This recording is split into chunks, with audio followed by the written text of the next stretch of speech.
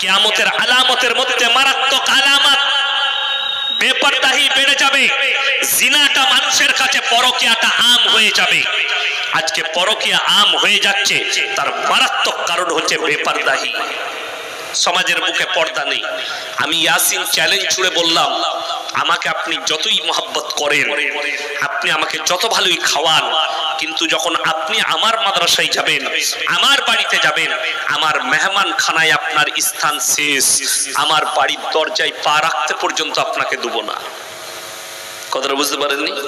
কিন্তু আপনি একটা মৌলী সাহেবকে বলছেন, মৌলী সাহেব আমার বন্ধু আসুন, আমার বাড়িতে আসুন, বাড়িতে খাওয়ালেন, আর নিজের বউকে বলছে কই গো এ তোমার ভাই হয় একটু কথা কহ।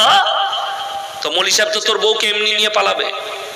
আর যদি কোনো মৌলবি বাধা না দেয়, জানবেন সেই মৌলবি হচ্ছে বদ্দিন, তার কাছে ইলম নাই, তার কাছে ইলম নেই। কেন? একজন পর নারী পর্দা করা ফরজ, এই শিক্ষাটা একটা আলেম দিবে আপনাকে, একটা মৌলবি দিবে। আপনি মনে করেছেন মৌলবিকে ভালোবাসা, মৌলবি দোয়া দিবে, আমাকে দাওয়াত দিবেন না। আমি আপনার বাড়ির খাবার ভোকা নয়, আপনি আমার স্থান মেহমান খানায় রাখবেন, এটাই ঠিক, এটাই সহি। আপনাকে আমি আমার মাদ্রাসার মেহমান খানাতেই খাইয়ে ছুটি করে দেবো, কাজ মিটিয়ে। আমার বাড়ির দরজাটা পর্যন্ত দেখতে পাবেন। একদল লোক 24 পরগনা থেকে এসছে জলসা করতে, জলসার দাওয়াত দিতে। তো তারা চলে এসছে, তো আমার দরজার কাছে আমি তাদেরকে ধমক দিলাম, আমার বাড়ির গেটে। আমি তখন মাদ্রাসায় যাইনি। কি ব্যাপার? হুজুর কলকাতা থেকে এসে, আমি চলো মাদ্রাসায়। একটা কথা বলবো না, এখান থেকে গেট থেকে বেরো, চলো মাদ্রাসায় অফিসে বসো, গিয়ে আমি আসছি। ধমক দিয়ে তাড়ালাম আর তাদেরকে বুঝালাম, শুনুন আপনারা মৌলবিকে এটা ভাববেন না, আপনাকে আমার ঘরের দরজায় এন্ট্রি দেয়নি, পর্দাটা ওই জন্য ফরজ। একটা মৌলবির বাড়িতে আপনি এন্ট্রি পাবেন না, আপনার দরজায় কি করে, আপনার ঘরেতে আপনার বইয়ের পালঙে কি করে মৌলবি এন্ট্রি পেয়ে গেল? আপনার ভাবনা চিন্তা নেই? আপনি ভেবে দেখুন, একটা নারী, আমাদের মেয়েরা কাকে দেখে পর্দা করে বলুন তো? কথা বলে না? মৌলবি সাহেব শিখে দেখে। যদি গ্রামের ইমাম সাহেব রাস্তা দিয়ে পেরিয়ে যায় কিংবা মৌলী সাহেব যায়, মৌলী সাহেব আসছিল, আর পুরো দেশের লোক যাচ্ছে, কোনো পর্দার ব্যাপার না। তার মানে কি মৌলী সাহেবরা খালি মরদ আর বাকি সব হিজড়ে? ওদিকে দেখে পর্দা করতে হবে না? অথচ কোরআন আছে ওয়াদরিব খুমুরিহিন্না আলা জুনুবিহিন, হে নারী পর্দা নির্ধারিত করো, তোমরা কোনোদিন ধর্ষিত হবে না। শুনে রেখে দিন, সুদের পয়সা যারা মনে করছেন সুদ খায়ে বড়লোক হব, দেখে এসো বোম্বাই টাটা মেমোরিয়ালে, চলে যাও কলকাতা পিচিতে, তোমার মতো 100টা ধনী গলায় পাইপ ভরা আছে, খেতে পাই না। বোম্বাই টাটা মেমোরিয়ালে পড়ে আছে, গলায় পাইপ ভরা আছে, কোটি টাকার মালিক, লিকুইড খাবার যাচ্ছে। তুমি টাকা যারা মনে করছে সুদ খেয়ে হোক, লোকের মেরে নিয়ে হোক, পরের মেরে নিয়ে হোক, চুরি করে হোক, অন্যায় ভাবে হোক, সম্পদ করে দেবো আমার সন্তানকে, তারা কান খুলে শুনেলেন, তোমার সন্তান তোমার জন্য কিয়ামতের দিনে দায়ী হবে না, তোমার সন্তান তোমার জন্য জবাবদিহি করবে না। যারা মনে করছেন কোরআনে আছে आतीहिम यौमल क़ियामती फरदा, जबकि क़यामत के दिन लोग हमारे सामने आएंगे, अकेले अकेले आएंगे, ना कोई उनके बाप, ना कोई बेटा, ना कोई बेटी, ना कोई अपने शोहर, कोई आपके साथ नहीं रहेंगे। ये कुरान है। आगे चलून, कुरान अल्लाह बोलें यौमा यफिरुल मरउ मिन अखी व उम्मिही व अबी व साहिबतिही व बनी लिकुल्लि इम्रिइन मिनहुम यौमाइदिन शानुन युगनी। হে আমার নবী, কিয়ামতের দিনটা এত ভয়ঙ্কর হবে, স্বামী স্ত্রীর কাছে ছুটে যাবে। স্ত্রী বলবে দুনিয়াতে আমার কোনো স্বামী ছিল না, স্বামী বলবে স্ত্রী ছিল না, বাপ বলবে বেটা ছিল না, বেটা বলবে বাপ ছিল না, মা বলবে বিটি ছিল না, বিটি বলবে মা ছিল না। কেউ কারোর জন্য এতটুকু বোঝা বহন করবে না। এটা কোরআন। কেউ কারোর জন্য এতটুকু দায়ী নেবে না কিয়ামতের দিনে। শুনেলেন রাসূল আকরাম সাল্লাল্লাহু আলাইহি সাল্লামকে হযরত মা আয়েশা সিদ্দিকা রাদিয়াল্লাহু তাআলা আনহা বললেন, ইয়া রাসূলুল্লাহ, কিয়ামতের ময়দানে আপনি তো বললেন নারী পুরুষ উলঙ্গ অবস্থায় থাকবে, তাহলে আমাদের মায়েদের নারীদের ইজ্জতের কি হবে? মা আয়েশা সিদ্দিকা রাদিয়াল্লাহু তাআলা আনহা কাঁদলেন। সমস্ত সাহাবীর চোখে পানি। নবী আকরাম সাল্লাল্লাহু আলাইহি সাল্লাম বললেন, হে আমার সাহাবীরা শোনো, হে আয়েশা শুনে নাও, আমার সাহাবীরা শোনো, আর এই মেসেজটা উম্মতের কাছে, উম্মতির কাছে পৌঁছে দাও। কিয়ামতের ময়দানটা এত ডেঞ্জার হবে, কেউ কারোর দিকে একটা মুহূর্ত তাকাবার সময় পাবে না। হে আমার মা, হে আমার বোন, যারা মনে করছেন আমার স্বামী জানে না আমি লুকিয়ে পাপ করছি, যে পুরুষরা মনে করছেন আমার ফ্যামিলি, আমার স্ত্রী জানে না, আমার পরিবার জানে না, আমার পাড়া প্রতিবেশী জানে না আমি লুকিয়ে পাপ করছি, আমার আল্লাহ রাব্বুল আলামিন কোরআনে বললেন যে হে আমার নবী বলে দাও, কিরামান কাতিবিনা ইয়ালামুনা মা তাফআলুন, আমি প্রত্যেকটা নারী পুরুষের কাছে দুজন করে ফেরেশতা নিযুক্ত করেছি, তাদের নাম হচ্ছে কাতিব। কাতিব মানে হচ্ছে যারা টাইপ করে করে লেখে, আরবিতে তাদেরকে কাতিব বলা হয়।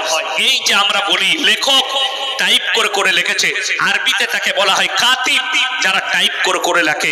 আল্লাহ কোরআনে বললেন কিরামান কাতিবিন ইয়ালামুনা মা তাফআলুন, তোমাদের কাছে দুজন ফেরেশতা নিযুক্ত করা হবে যারা ভালো মন্দগুলো লিপিবদ্ধ করে রাখবে।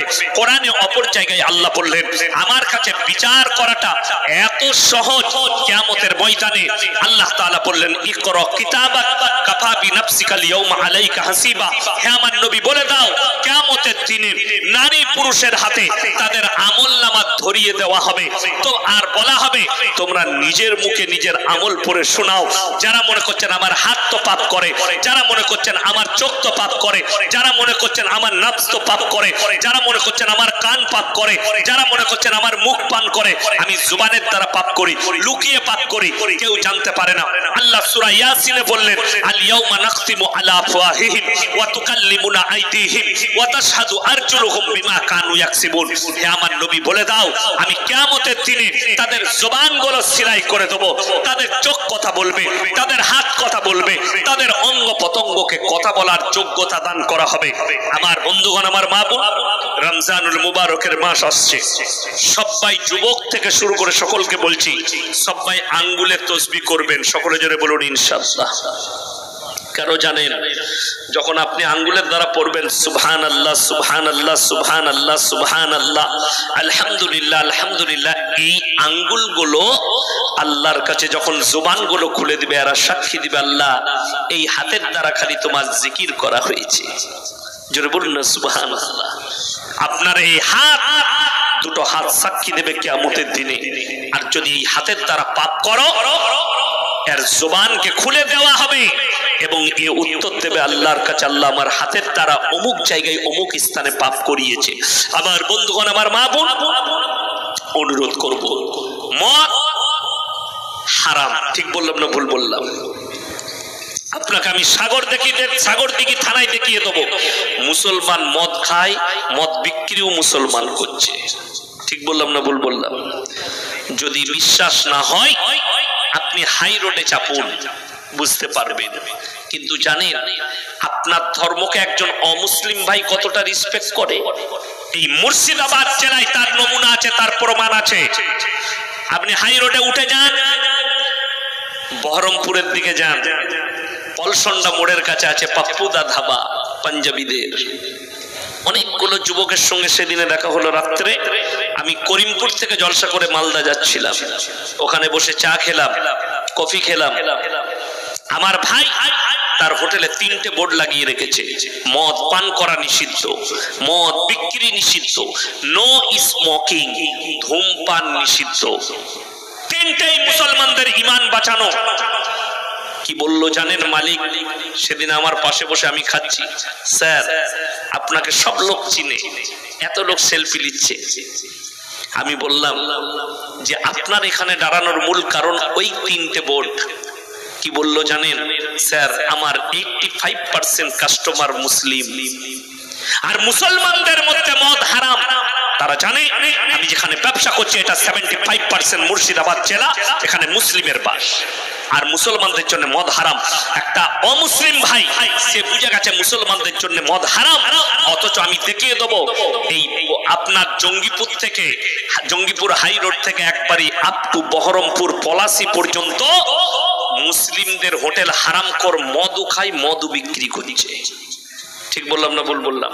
যদি প্রমাণ নিতে চান আমার গাড়িতে চাপেন, আমি প্রমাণ দিয়ে দেবো। এই রাতের বেলায় গিয়ে প্রমাণ দেবো হাই রোডে, খালি দেখিয়ে দেবো, আপনি গিয়ে দেখে আসবেন। মুসলমান মদ খেয়ে চুর হয়ে বসে আছে, আমি জঙ্গিপুরে দেখেছি। ধুলিয়ানে দেখবেন একটা চা দোকান সারা রাত খোলা থাকে, ফল বিক্রি করে, চা বিক্রি করে। ঠিক বললাম না ভুল বললাম? ধুলিয়ান বাস স্ট্যান্ডে, হাই রোডের ওপরে। আমি ওখানে, আমি শুধু নয়, সব বক্তারাই দাঁড়াই। আমি পেরিয়ে গেলে চা খাই ওখানে। তো আমি গত 3 দিন আগে জলসা করে আসছিলাম ধুলিয়ান থেকে, আপনার মালদা থেকে। ধুলিয়ানে দাঁড়ালাম চা খেতে।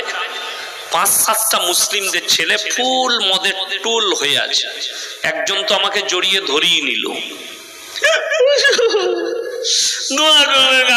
নামাজ পড়তে পারি। তোবা তোবা, তার মুখের দুর্গন্ধে আমার বমি হয়ে গেল। তারপর ঘরে গিয়ে ফজরের নামাজ তো হবে না, গোসল করতে হবে। জামাগুলো খুলে ফেলিয়ে দিলাম। আমি বললাম যে গিজারের সুইচটা দিয়ে দাও, আমি ইস্তেঞ্জা করে তারপরে গোসল করব। আমি বললাম যে তুমি উল্টো বুঝো না।